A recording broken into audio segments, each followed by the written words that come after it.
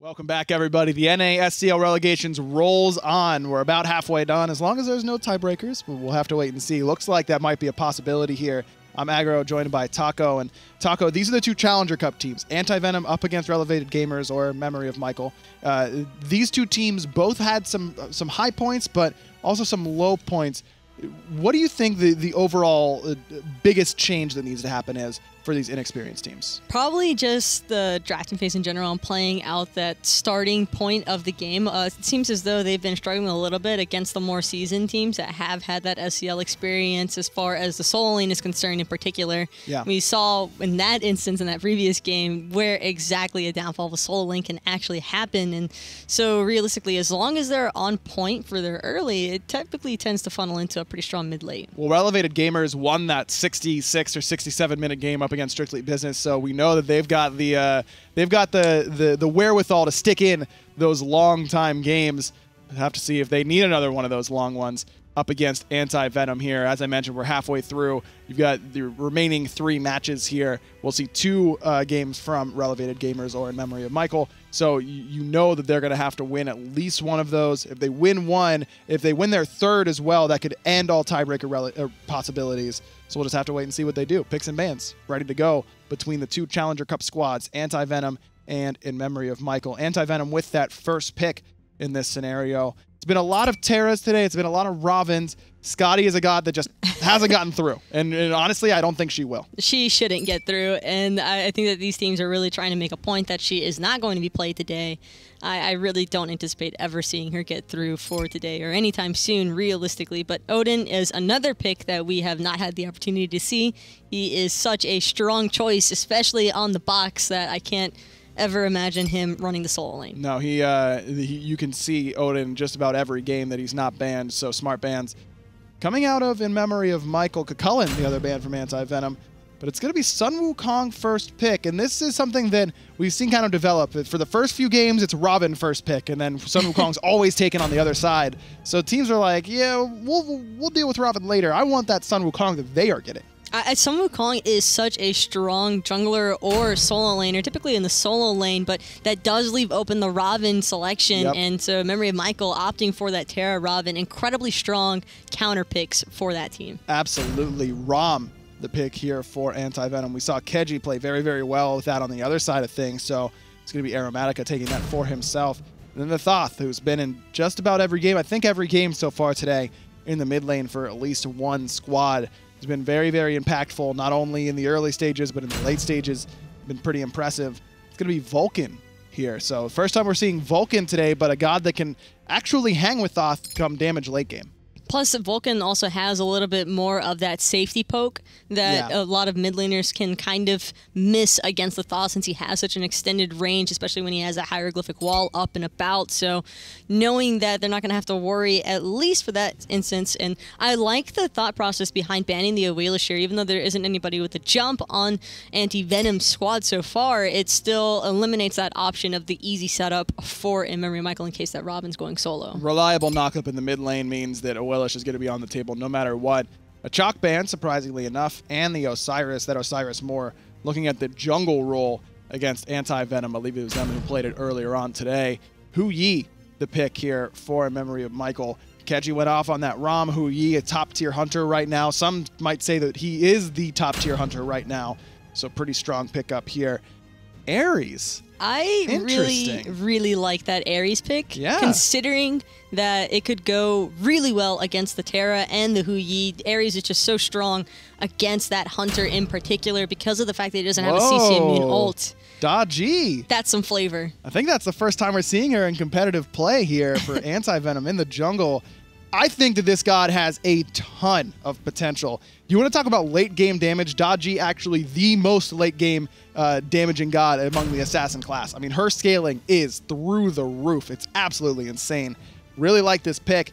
Just a matter of if it's going to work out. Interesting that in memory of Michael take the Sobek in response to Ares, where Ares usually thought of having the favorite matchup there. But it might not be the Sobek against the Ares. It's probably going to be Sobek in the Soul Lane, I'd imagine, with the Ravana as the jungle and Terra support, meaning that Sobek isn't going to have to worry about those chains until the team fights start breaking out. Good point there. Don't have to worry about those chains until later on, as you mentioned. Terra gonna have to worry about him all game long. A lot of non-CC immune ultimates is one thing that jumps that you could cripple out with chains. That's the #1 checkbox if you're going to be playing Ares. Number 2, in my mind, it's how many CC immune ults does the enemy team have, and really not a lot for memory of Michael. I mean, you've got the Ravana and the Sobek ultimates, and everyone else is going to get pulled unless they have purification. But this is why I'm such a big fan of the Ares pickup, considering that they have the Daji, because it's essentially 2 Ares ultimates. You have to factor in how accurate relating is going to be with the Daji ult, but having the ability to pull at any point during that ult, it depends on how soon he wants to launch it, how late he wants to grab everybody in. It's just the accuracy that's going to make the difference, and Ares is probably one of the best beads burner out there, so when you know that you have a secondary follow-up for that, it just makes things all the easier to coordinate between these squads. I mean, Daji, as I mentioned, I think this is the first time we're seeing her in competitive play, and that can be even the god that really doesn't see a lot of play, at least from my own experience, in the casual or ranked scene. How difficult is it to go up against a god that you really don't know a lot about? Well, the issue with Daji that a lot of players seem to have with her is she's just kind of unreliable, because her escape and her mobility tends to rely purely on the positioning of either your team or the enemy's team, and so that can make it really difficult as far as if you don't go all in and commit and find something from it, then you're going to have some problems. But this Thoth setup is what I'm really keeping an eye out for, and even for the Ram, like having a consistent guarantee for those snipes could really come up huge. Well, Relating already using the early game pressure that Daji can bring to, as I mentioned, the highest scaling in the late game among assassins, but her early game really isn't that bad either. It's not like, old Nemesis where you can barely clear your camps. She has good wave clear, good camp clear. Once you use that 1,000 cuts, your second ability, it is a little bit more difficult to knock down those little side minions, but she does really good damage, single target with those auto attacks and the horrible burns on her 1. Daji has a lot going for her, but as you mentioned, just a little bit unreliable at times, not only with the escape or initiation with the Trickster Spirit, but that ultimate is not an easy skill shot to land. What I also really like, too, is that antiVenom are going to have enough early game presence, even though they opted for a little bit more of a late game oriented mid laner. But they don't have to worry about that, because if they're going to be able to invade this solo lane side anytime the buffs are spawning, simply because Delaney's on that Sobek. Aeromatica taking a good chunk of damage between Inbound and Keji. Keji going to continue it and actually gets the stun and knocks up Aeromatica in the mid of that roll, but not enough for a kill quite yet, but certainly enough to bring the pressure. Usually these duo lanes are about how much clear your supports have alongside your hunters, and Terra going to outclear Ares every day of the week. And Relating already looking to try and make an impact in this solo lane side, kind of just hovering around. I like how he's close enough to stay out of vision, but can still soak up that XP that he's missing from not hanging around that mid lane section like Jumpa. Don't forget that Relating is knockup immune during that channel too, the 1,000 cuts, so the pluck will interrupt it because it's a stun into a knockup, but that tail whip not gonna really make a difference there for Downey, who may have spotted out Relating. In fact, I believe he did. He's clapping for him. Not sure he's safe just yet, though, because he doesn't have his ultimate available. If Relating were to opt into going up into his ultimate and trying to find the pull into Downey, that could be some kill potential.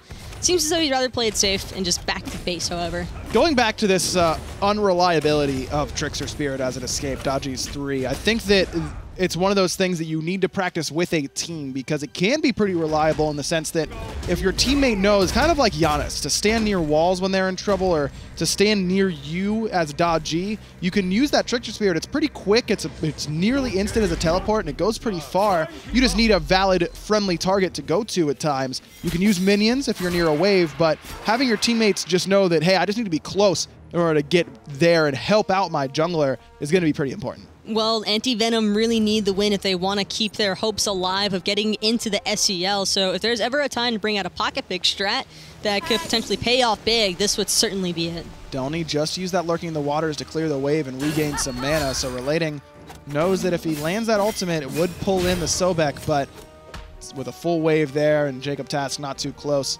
to him, he decides to just go for the safer option. A lot of time spent on that right-hand side of the map so far for the Dodgy, whereas Jumpa on this Raven has really just kind of been in the mid lane, hanging out a little bit more conservative with his positioning as Relating tries to chase down Jumpa, who's very low.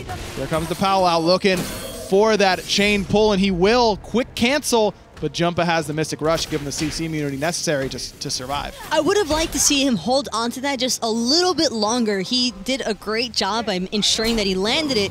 It was just following forward with it that I think jumped the gun a little bit too soon, allowed Jumpa to just ult right out of that one. I also think that a lot of people underestimate just how much damage that ultimate can do. If you land all 3 chains on one target, it is a significant chunk of damage. I mean, it's not ROM level damage, but it's not that far off, honestly. So I agree with you. I think Relating probably could have held that a little bit longer and just looked for the damage and forced out that ultimate earlier on, as you mentioned. He might have also been concerned about buying too much time for the enemy team to counter-rotate there and potentially find the first blood kill onto him since he was so far pushed up. Well, right now, Relating is right even with Jumpa in that jungle. Everyone just about even, except for JacobTask, who's up 500 gold over Delny, which is what you expect at this stage. I mean, Sobek in the solo lane is not going to outclear anybody. He's just there to kind of soak it up underneath the tower and wait until he can start team fighting with his squad. Yeah, but this is also why I like Relating hanging out so much in that solo lane, because you know that your Sun Wukong is going to have pressure and probably a little bit more farm than what he needs just for himself, because he's probably going to be confined. I think that JacobTask won't necessarily be able to rotate as early as he normally would, and so because of that, if Relating's just leeching all that extra XP, it's perfect.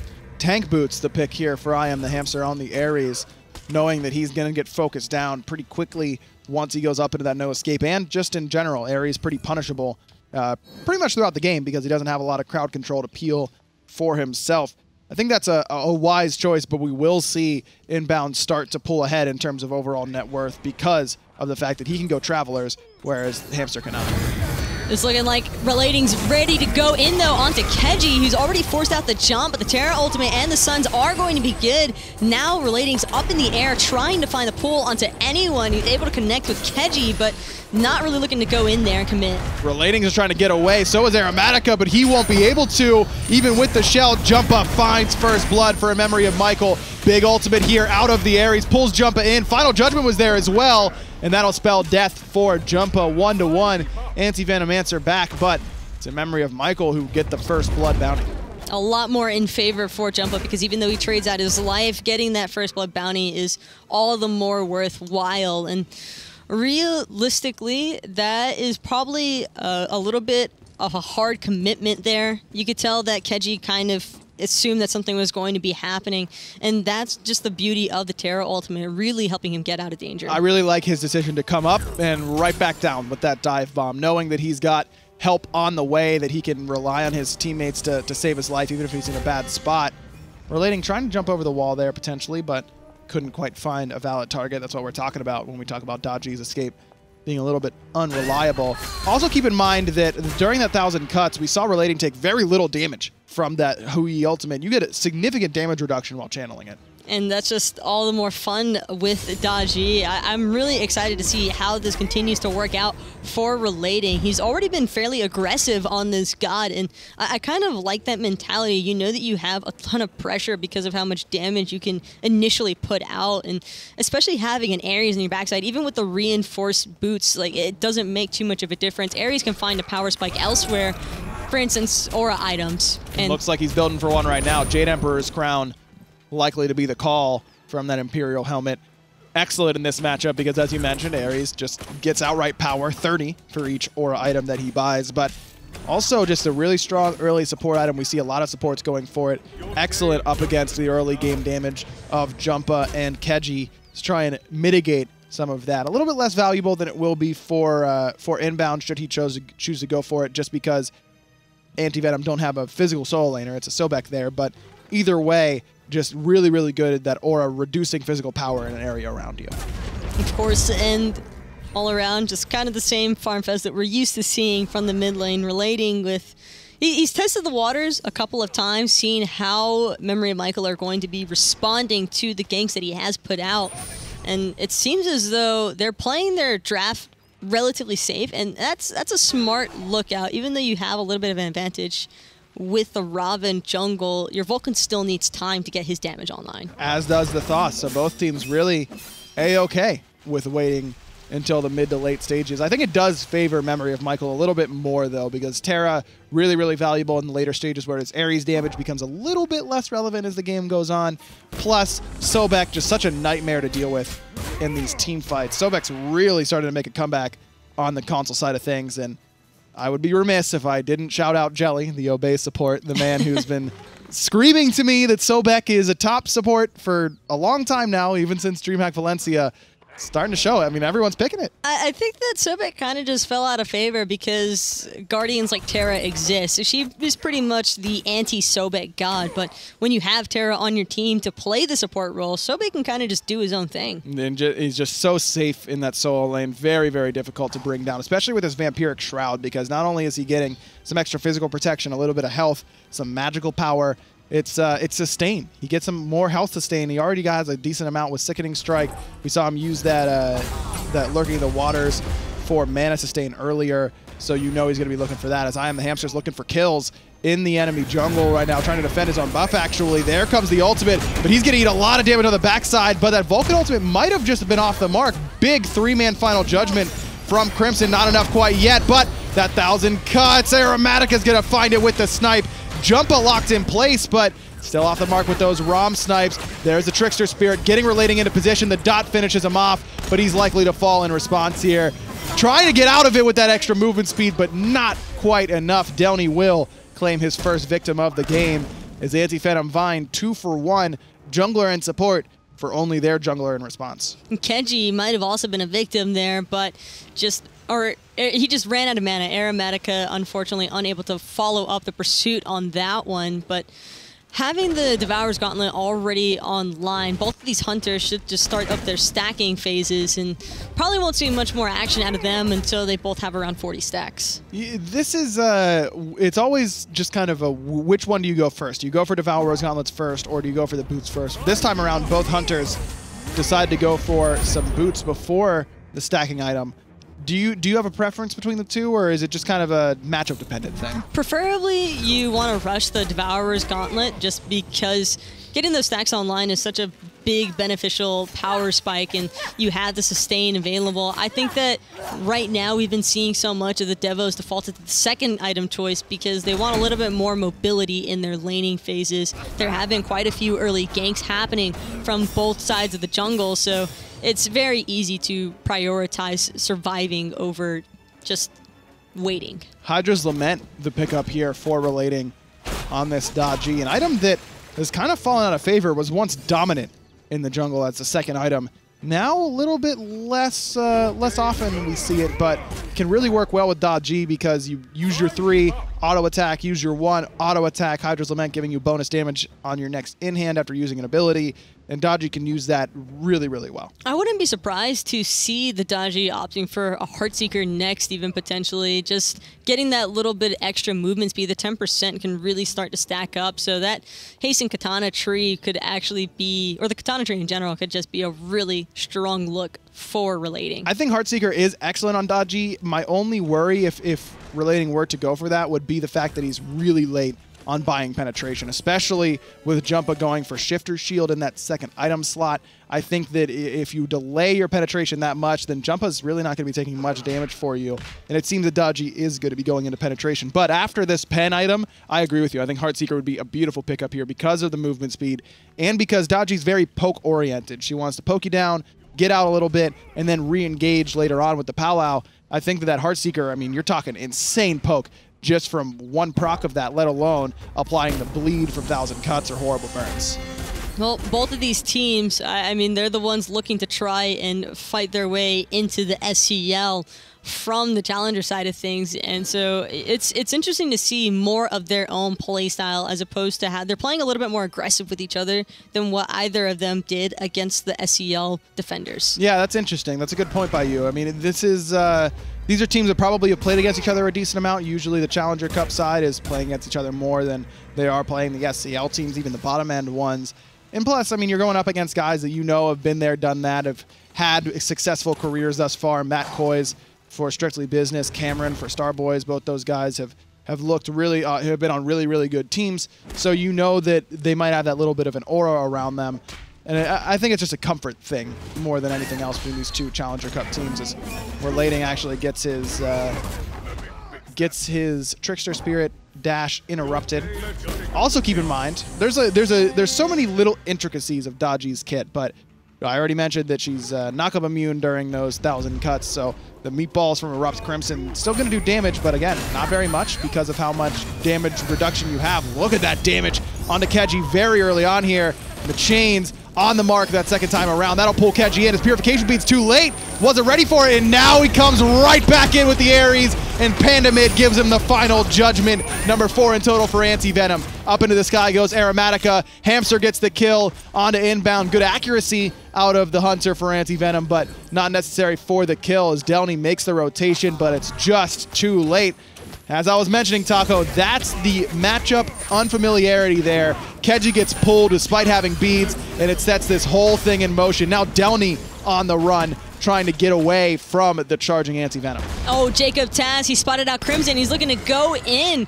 He might not need to necessarily pursue that, but his team securing that Gold Fury is enough to just let him fall back. He's ready to just go ahead, spend up that gold, but really, really strong team play from antiVenom. That combination, the Daji to burn out the actives from Keji, the Ares immediate follow-up, and immuning that Vulcan ultimate with the Aegis is really what sold that team fight. That was impressive stuff all around from antiVenom, no doubt about it. Relating, don't forget, Trickster Spirit does splash damage in a little area whenever Daji teleports in, but Relating does a lot of damage on the teleport in and bursts Keji down to half HP off of just the 3 and the auto proc. Can we actually ride along real quick with Relating? I want to see if he's leveling that Trickster Spirit right after his horrible cuts. No, he's actually leveled up the horrible burns and now looking for that 3, but you can already see just how much damage this character does coming out of the jungle. It's actually crazy. Oh, it's definitely packing a punch, and it's very concerning if you're in memory of Michael, because you can't afford to just burn out your actives all at the Daji, but what option are you really left with? And so that's just free cleanups all day long for the Ares. That's the whole point of this draft. antiVenom, you said when it comes to these Challenger Cup teams, you want to see them draft with a little bit more cohesion. That's exactly what antiVenom drafted this composition for, and then they execute it to perfection. It's good stuff coming out of them as Crimson could get blinked on in the mid lane. That's exactly what's going to happen. He's already dead!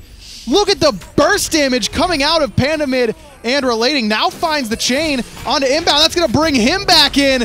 Welcome back, Panda Mid, with another kill. Relating's making it happen on this .G, man. He just got locked in by the pillar as well, and Jumpa trying to make something happen, but he just ulted into the entirety of antiVenom. They're going to clean him up, but it cost the life of Memory of Michael's jungler, and Panda Mid with the huge final judgment onto Delny just to make sure that Croc goes down. Panda Mid had a pretty quiet performance for me on the Chunga in antiVenom's first game. Nothing quiet about a 5-0-4 Thoth before 18 minutes, second on the player damage chart.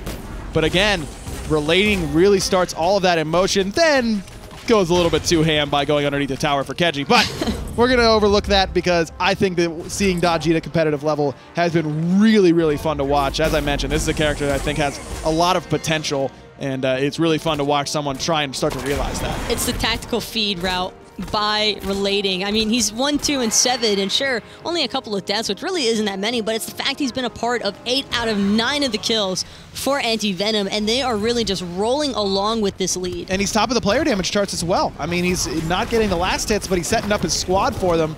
Can't really argue with the results. He's gone for a quick penetration option with the Brawlers. Beat Stick really more for the 40 power, 20 pen than anything else. Not a lot of healing on the side of Memory of Michael. A little bit from the Terra and from Delny on the Sickening Strike, but really more about those stats and how cheap that item can be. Tier 1 tower on the right side and mid side fell in favor of antiVenom, but Keji spent his time wisely getting the Tier 1 tower on the left-hand side in response. It's also important to note that Crimson, typically the meatball is such a huge deterrence for teams trying to find the follow-up damage onto a Vulcan, but since the Daji is able to be immune during that, and the Ares as well, your two main initiating factors here, and that's not even including JacobTask. I'm just assuming he's there to peel and look pretty, but realistically, it's going to be incredibly hard to keep avoiding this Daji and Ares combination. Absolutely. Vulcan is certainly, you mentioned his long-range poke during the pick-a-ban phase, and while it's definitely a part of his kit, also pretty vulnerable if you can get on top of a meatball. Certainly his best peel option, as well as laying down the turret and having that shoot you for the extra movement speed from his passive.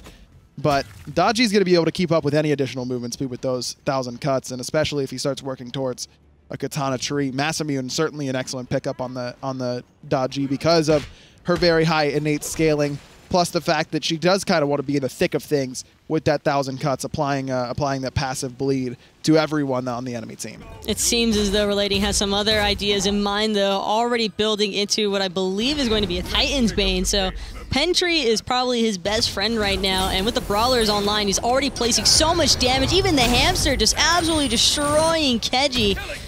Oh, doesn't Keji, even matter. With the beads that didn't matter, the damage was going to kill him anyways. Rough to lose both actives in that situation. Now Relating goes in. Look at that damage! Oh. That's one auto after the Trickster Spirit. He's half HP! He's under half HP. Hardly, but it's there, and that is certainly starting to hurt. Okay, I regret it. I saw Daji. She's cool and good. And don't play her against me, please, because that terrifies me as a mid laner. That you can't be anywhere near that god and not take that much damage. You really just have to rely on your team backing you up. Are you ready for rank? No, I'm never ready for rank, though, let's be honest. Relating pulls the Gold Fury. The rest of the team not too far behind, now leaving it up to Aeromatica, who has that lifesteal with the Devourer's Gauntlets. Panda mid here should have his ultimate available, but looking to use that Invade and Punish for the stun. Aeromatica drops the Gold Fury as the rest of the squad's going deep. And they're looking for Erupt Crimson. That's one chain on the mark, but he used the Purification Beats early, but Relating gets out of that lurking in the waters with an Aegis of his own. Still on the run, comes back to his team. Now he's going to be able to escape with that increased movement speed. Delny has already used his ultimate. He's in the middle of everyone, but Keji is back. No relics for the Memory of Michael Hunter. Oh, Final Judgment. Really, really close there by Panda mid. Can't quite find it. That stun, little bit off the mark there. Was looking for Keji, I assume, but just a little bit too much of a flick on the thumb. Either way, Aeromatica with the low mana, doesn't really matter. He can just tank this up. He's got those Devourer's Gauntlets all of a sudden full HP. But check out the relics from In Memory of Michael. They only have a sprint available, really, in the Terra ultimate, trying to get to the Gold Fury in time. antiVenom have already secured it.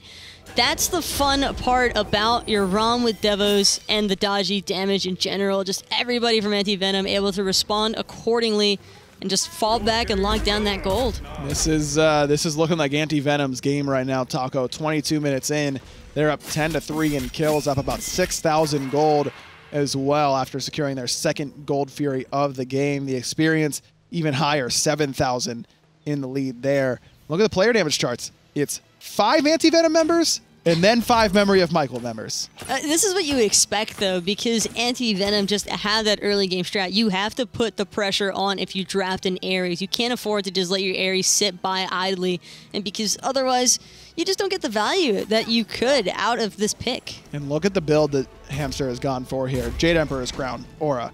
Shogun's Kasari, Aura. Emperor's Armor, Aura. Blink for the ultimate, and he's gonna find inbound, bring him right back in, already down to below half HP, and he's gonna fall. JacobTask gets credit for that one. Vulcan ultimate gonna hit onto Hamster. That's a big chunk of damage onto him.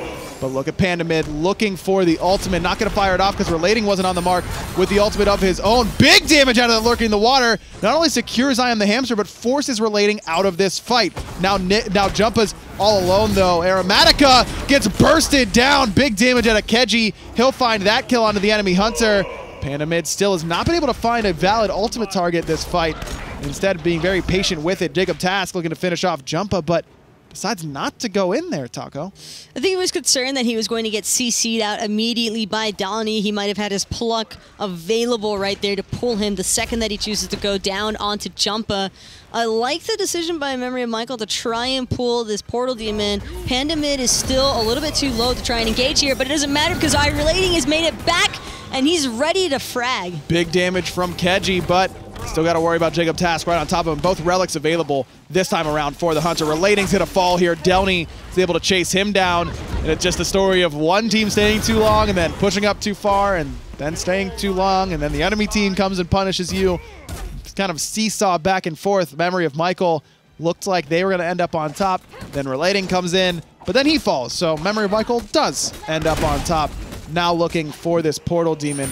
Panda still has his ultimate. Nice chain there from IAmTheHamster. A second one on point. There's that ultimate from Erupt Crimson and Panda but the Portal Demon got reset. It finally falls in favor of Michael as Delny finds Panda on the backside. Hamster gets chased down by Delny, who's level 18. He's still alive, doing a lot of damage. But Hamster might not have the damage to secure it. Keji, though, could be another story entirely. He's able to just come back, or he backed already and he's trying to go back to base. Aeromatica unable to find the snipes. And nice the blink. We'll nice blink. Him. Right behind the closing, crushing walls. Hamster on his Indiana Jones stuff. Right there, getting out just in the nick of time. JacobTask might be in trouble, but once that ricochet missed from Keji, might have spelled his escape, but there was inbound waiting for him underneath his tier 1 tower. Relating has returned, and what looks like he was going to start to run away with this game out of the jungle. He's now been really locked down, has to use the Palo ultimate just to give himself some CC immunity, but might force a relic here from the Vulcan. He will not. Crimson holds on to his purification beads. A risky play, but a smart one because he didn't get punished for it. He could tell that there was nobody in position to really follow up with any damage afterwards, so having those beads still available means that Hamster can't just recklessly jump in there and try to get his ultimate off.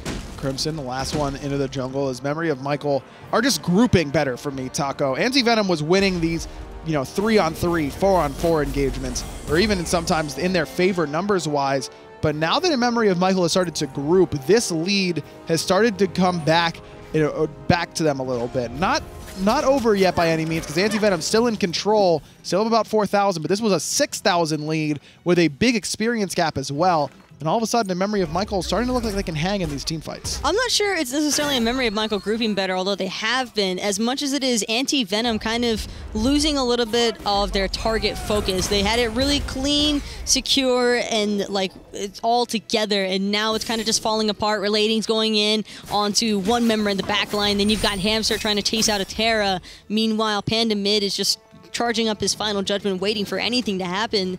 So they just need to antiVenom need to go back to what they were doing at the start, which is just grouping and fighting as a unit. Well, they need to do it pretty soon, because In Memory of Michael is starting to get some momentum. Rod of Tahuti being worked on now by Erupt Crimson. Already completed for Panda mid, but working towards probably a Spear of the Magus there. I can't imagine it's going to be Divine Ruin up against this roster that In Memory of Michael have, especially with Relating already having brawlers for the very little healing that Michael has. So looking for a little bit more of a penetration option that can help out the Ares as well as himself. Normally prefer the Obsidian Shard. In this sort of scenario, I think the door is open for Spear of the Magus, but you kind of lose some of that one-shot potential that Obsidian Shard gives you. Either way, it's antiVenom pulling up this Gold Fury, trying to extend their lead, looking for their third of the game. But this time, In Memory of Michael is ready and waiting. And Keji just getting off a little bit of that ricochet damage, reminding them that a Kuyi is lurking about. But it seems as though Delany's been made the primary target. He's getting stunned out. He's already chained down. Up into the air goes Relating. He's able to find the chain, forcing out Delany's ultimate. But Jumpa, he took so much damage trying to go in. Aeromatica gets chunked by Crimson's ultimate. That bead's used to get out of the no escape. As Panda mid charging that ultimate. Too far away from anyone to make it count, though. Jumpa did take a lot of damage, as you called, but was able to back in time.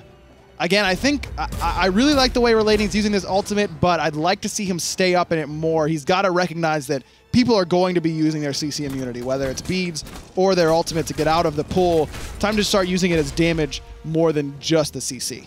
It's the excitement factor, I think. You can tell that there's definitely a little bit of jitters going on where they're trying to just lock everything down all at once and not really leave any room for a mistake. Panda mid being zoned by Delny and Jumpa together.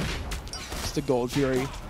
Gets pulled and reset and pulled and reset. Speaking of a pull, Aeromatica is now pulled, but he has to use the Aegis. No real follow-up onto him, though, as no one was really in position there off of Delny's pluck. And again, it's memory of Michael, the aggressors on the Gold Fury. antiVenom reclaim Ward Vision, at least on the bottom side, but both teams just a little bit gun-shy right now. I can respect the Aegis usage there simply because if he doesn't utilize that active and they do decide to commit to him, by the time that he actually presses it, it might have already been 3/4 of his health, and then that's an easy full commit from memory of Michael.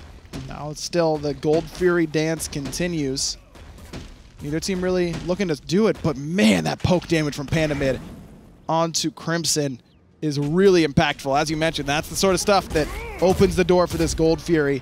antiVenom not going directly onto it, especially when Keji backs. That was the opportunity right there for antiVenom to pull that Gold Fury, but with relating about half HP, about half mana as well, I guess they just didn't feel comfortable, but I can't imagine they're going to get a better opportunity than that without finding an outright kill.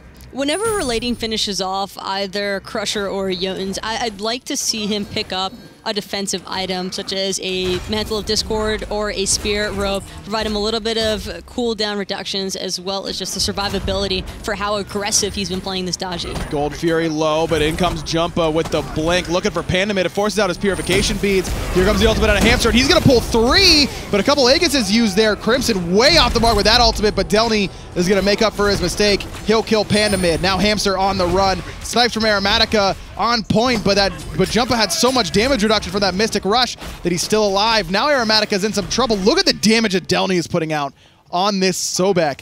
Just forcing back the Hunter. JacobTask will clean up Jumpa as a task of his own. Keji comes back, misses the Ricochet. A lot of really spread out fights here. And that's the primary aspect though for memory of Michael. They need to keep this team spread out as much as possible. JacobTask trying to find the last hit onto Crimson. It's going to be Relating who cleans that one up, and Jacob might actually end up getting out on the backside. Looks like he will. I can't imagine they're going to be able to catch him, especially when 72 transformations can do that for him. So it ends up being 2 for 2 there, but memory of Michael's Hunter stays in the fight a little bit longer, so it's their turn to pull this Gold Fury. Aeromatica taking big chunks, just one auto after another off that Ricochet stun. No relics for antiVenom's Hunter, and right back to the objective. JacobTask still hasn't backed. This one finally going to go down. In memory of Michael nearly even up the game with their first Gold Fury. And that was really well played by Delny, just making sure to keep Aeromatica zoned out at the end there.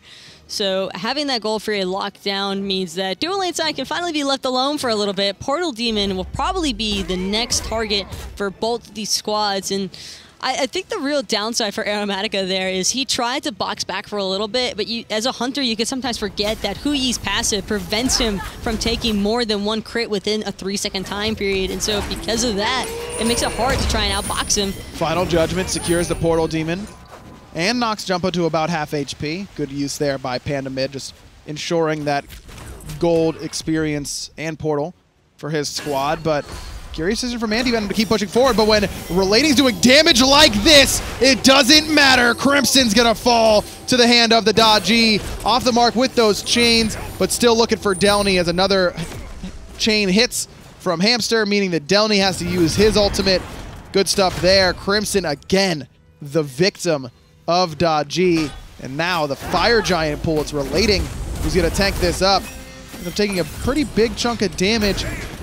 Pretty good fight, though, for antiVenom. In comes Delny. He doesn't have an ultimate to get away. Fire Giant getting very low right now. Still not reset quite yet. Delny's still looking for the steal, and in memory of Michael is going to take it away. Must have been Delny right there in front of the Fire Giant, and now they're trying to escape with their bounty. Stun is there waiting to stop that chase. Snipes are good from Aeromatica, but again, Delny comes up big in the Fire Giant pit. 6, 1, and 2, top of his team with the player damage, and #1 in the hearts of and memory of Michael's fans because he just took a Fire Giant away from antiVenom. That is devastating to lose FG to a lone Sobek who's just been running around in that pit trying to survive as long as he possibly could. So for Delany to steal that one away, it's pretty crushing to antiVenom, especially since you typically expect to lose that to the Vulcan. They take out the Vulcan. Relating goes through this entire process of killing the Vulcan time and time again, and they didn't even have that ultimate to worry about, so it should have been Panda mid looking for that secure. I just think it's a split call there. You wanted to see antiVenom start to work together a little bit more, and there it's kind of individual plays to get them the opportunity to pull that Fire Giant, and then when it comes time for the real team play, they just don't execute. Whether it's that someone should have come off of that Fire Giant, which I think is probably the safer call in that scenario. Sobek is pretty difficult to peel away, especially when you've already used the Ares ultimate. It looks like some of the DPS was off of the Fire Giant, some of the DPS was still on it, and when you've got split DPS like that, if it's Aeromatica the only one on it, his best secure is hoping for a crit at the right time. I mean, there's no real secure for Hunters. But that's why I wanted to see Panda mid kind of just turn his attention and not split that decision-making, because a Sobek shouldn't be able to out-secure a Thoth, and on top of that, you also have to keep in mind that there's really no other way for them to have the strong contest for the FG. Sometimes it's good to have a shake-up. Speaking of a shake-up, Hamster under so much damage, no way he's going to survive. Suns are going to clean him up. Delany looking to keep going in on that back line, just Panda mid left alone. Aeromatica trying to help him out, but the damage from the Beck is so much right now. Delany is doing it all right now for memory of Michael. Inbound gets credit, but that was all Delany. Look at that ultimate from Panda mid. Takes out Crimson and Keji nearly with one shot. He got credit for one. Big plays out of Panda mid. Stops this siege, at least for a moment, but with Fire Giant in tow, memory of Michael not too scared. Delany again coming around the backside. 7-1 and 4 is able to pick up that kill onto Panda mid. This Sobek in the solo lane has been too much for antiVenom to handle, and with 4 still healthy enough, looks like the mid Phoenix likely to fall. You don't play Sobek in the solo lane to win the laning phase. You play it because you want to win the team fights, and that's exactly what a memory of Michael has been doing. Delany putting in absolute work. Mid Phoenix, first one of the game, going in favor of Michael. And antiVenom was in control, Taco. I mean, Panda mid was 5-0 and 4. Relating, not the best scoreline, but he was crushing it in the player damage department. He was crushing it in the setup. Hamster was pulling in people off cooldown. Aeromatica on point with the snipes. And all of a sudden, in memory of Michael, I mean, it's a 5 to 6 minute sort of lull where they take one team fight by a little bit, it's whatever. But all of a sudden, they just steal fire and it's all them. And that's just the trickle-down effect of the mishaps taking place right now. One Fire Giant is all it takes, and losing that much map pressure because your mid Phoenix is missing is going to make things incredibly difficult. antiVenom have the aggression lineup. This is not a team that really looks for the counterplay engagement. They are the one that starts the fight and ends it. Well, memory of Michael secure their second Gold Fury. That evens up the total, but not even in terms of total gold right now. Michael in the lead there. 3,000 gold XP difference. Not really impactful at this stage. Gold barely impactful. It's just that some of these players need their final few power items.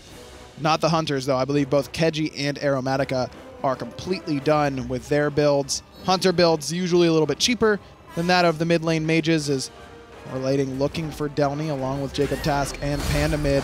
Stun a little bit off the mark, and honestly, even if that hits, even with 3 people there, who knows if they have enough damage to bring down the tanky Sobek. I'm not sure that they can. That Warlock Sash plus the rest of his defense is just giving him so much health and protections. It's incredibly difficult trying to deal with Delany, but Aeromatica falling victim to one of the plucks. Final Judgment was launched. Not sure it found a home, however. Not enough. Either way, even if it did. Good damage from Delany, and again, plucking Hamster right into the midst of his team. Suns come down with a sprint. Gets antiVenom out of that ultimate from the Hu Yi. Into the backline goes Relating, looking for Erupt Crimson. Big damage onto him. There's the 1,000 cuts, but not quite enough yet. Aegis buys Relating a moment, but he's still in a ton of trouble. Inbound is going to put him down, and that's number 14 for In Memory of Michael. Panda mid on the run. Good ultimate, but it's not going to matter. 3 pulled in, but not enough follow-up. Keji has already killed Panda mid. Aeromatica now the focus. He's going to take to the sky to buy himself a second, but look at the cavalry waiting for him on the ground. It's Delany with the CC. It's Delany with the CC. It's Delany with the kill. And In Memory of Michael find 3. They lose 0. And this could just be it, Taco.